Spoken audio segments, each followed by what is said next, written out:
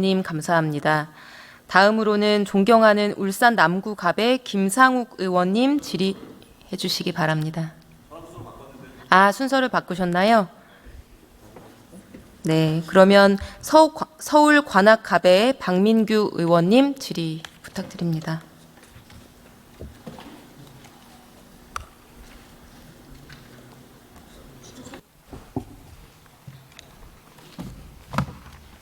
처음 해보는 건데.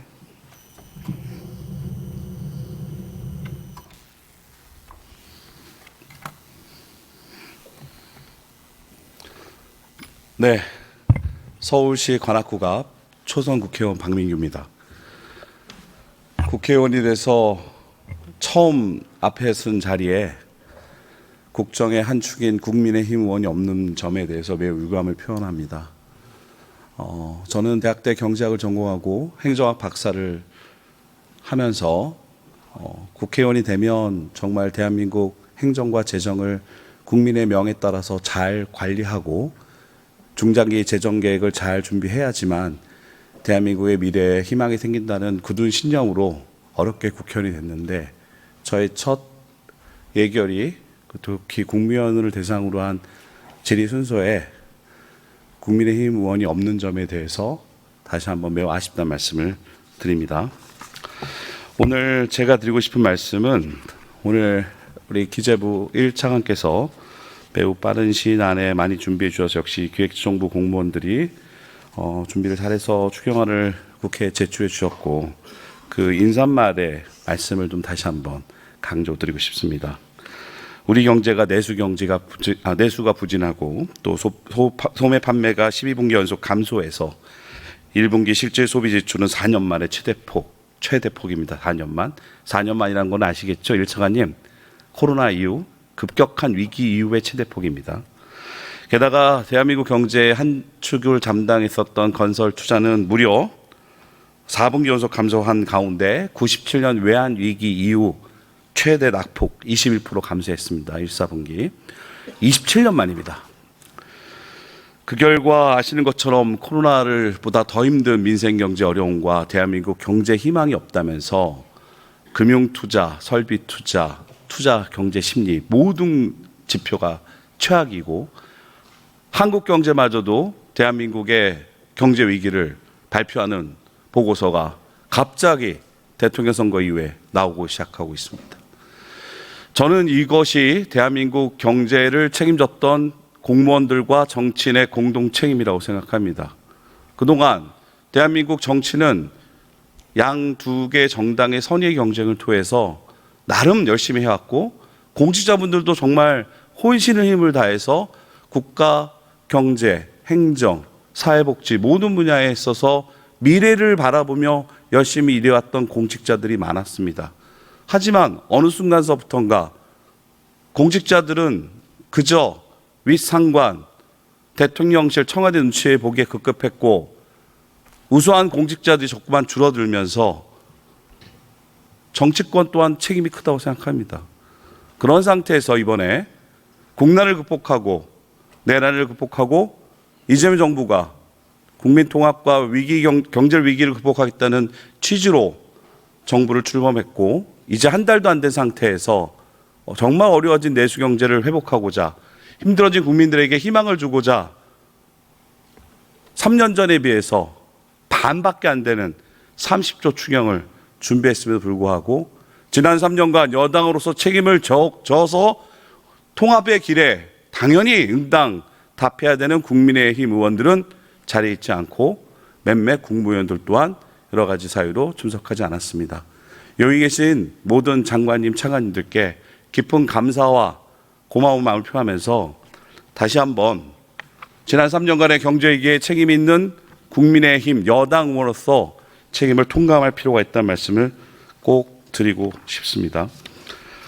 관련돼서 말씀을 좀 드리겠습니다. 이번 이재명 정부는 인수위도 없이 출범한 정부입니다.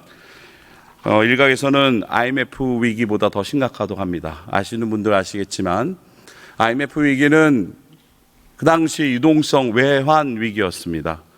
그리고 2008년도 금융위기는 대한민국 금융이 워낙 경직돼 있고 국제적으로 연결돼 있지 않다 보니까 미국의 파생 상품을 많이 구매하지 않았고 다행히 우리 정부가 잘 관리했기 때문에 큰 문제 없이 지나갔습니다.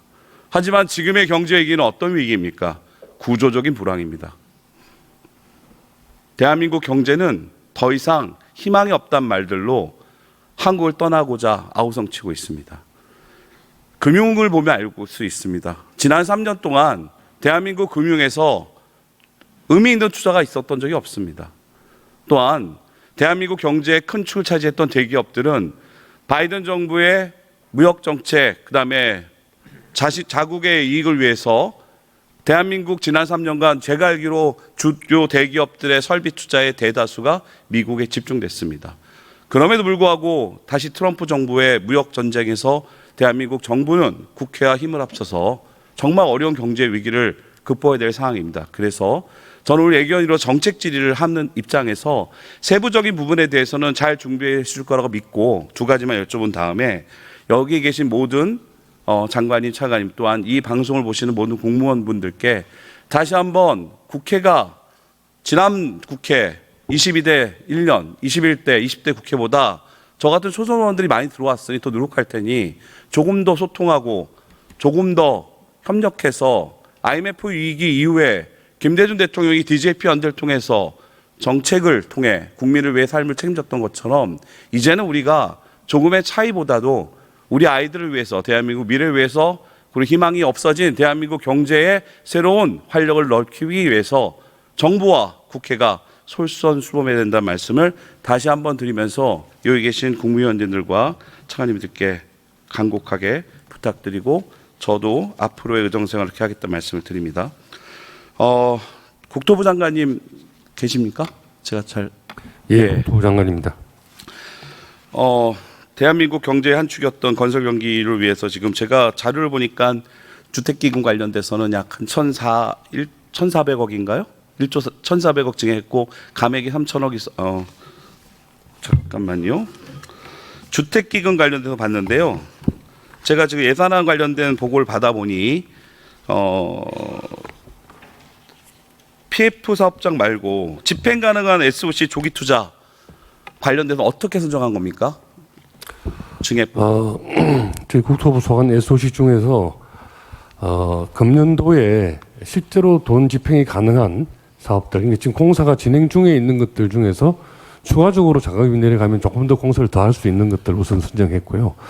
그리고 이제 계획 단계나 이런 단계에서 그 다음 단계로 넘어갈 수 있는 것들은 실제 공사는 아니더라도 이 돈을 미리 투자해서 계획 조사 같은 걸 먼저 하면 돈 투자가 앞당길 수 있기 때문에 그런 것들은 긍정적으로 검토를 했다는 말씀을 드리겠습니다. 네, 맞습니다. 지금 이번 추경의 핵심은 신속한 집행으로 보입니다. 적기에 집행해야지만 경제에 마중물을 할 텐데요. 6월 12일 지난 관계부처 재정집행 점검회의에서 정부는 1차 추경 5월 말 기준 3.2조 원이 집행되었고 7월 말까지 8.4조 원 70% 집행 목표를 달성할 거로 전망했습니다. 하지만 중앙정부에 집행했다고 하지만 그것이 지방정부에 들어가고 민간까지 가는데 시간이 많이 걸립니다. 여기 계신 국토부 장관님 특히 네. 관련된 사업의 조기 집행, 그다음 민간까지 빠르게 될 수 있도록 마지막까지 최선을 다해 주길 당부드립니다. 예, 최선을 다하고 있습니다. 그렇게 더 노력하도록 하겠습니다. 네, 아시는 것처럼 우리 1차 추경 산불제 중심이었는데 관련돼서도 많이 집행률이 떨어지는 부분들 여기 계신 모든 관련 부처 장관님들, 차관님들 조기 집행에 집중해 주길 바라면서요. 우리 이 차관님, 네. 이번 2차 추경의 집행 목표와 집행 관리 계획은 어떻게 되고 있습니까? 1차 추경 때는 저희가 국회에서 의결된 뒤로 3개월 내에 70%가 목표였는데요. 지금 집행 준비 작업을 성실히 진행하고 있고요. 1차 추경보다 조금 더 빠른 속도로 진행될 수 있도록 목표치를 지금 선정하고 있는 중입니다. 차관님께서 잘 하고 계시겠지만 기재부가 빨리 결정해주고 좀 더 드라이브를 걸어줘야지 예산 집행 부서에 어쩔 수 없이 특히 5월까지 또 정부 예산을 내고 그 이후에도 계속 신경 써야 되는 각급 경제부처와 사회부처도 속도를 낼 수 있으니 책임감을 갖고 2차 간실은 더 노력해 주시길 부탁드립니다. 네, 최대한 신속하게 해서 현장에서 바로 효과가 날 수 있도록 하겠습니다. 네, 그리고 오늘 우리 전문위원께서 검토 보고한 부분에 대해서 마지막으로 말씀드리면서 마치도록 하겠습니다. 우리 전문위원 검토 보고 요약에 보면 16페이지 관련된 AI 관련된 겁니다. 간단히 말씀드리겠습니다. AI라는 것이 마치 모든 예산에 꼬리표점 붙어 있는데 국처별로 너무나 성급하게 하지 마시고 AI가 방향하는 기본적인 업무 영역에 지금 잘 과기부하고 산자부와 중기부가 업무를 나눠 준 것처럼 기초 관련된 기술 개발과 룰 만드는 거는 과기부가, 그리고 관련된 산업에 관련된 AI는 산자부가, 그 관련 좀 더 특화된 거는 중소기업부가 하되, 중소기업부는 특히 중소기업에 들어간 예산의 효과에 대해서 좀 냉정히 보시면서 일정 부분 중소기업에게 마치 좀비 기업을 양상하지 않도록 중소기업과 스타트업 지원의 예산 배정에 대해서는 중장기적인 관점을 갖고 효율적으로 집행해 주시기 바랍니다.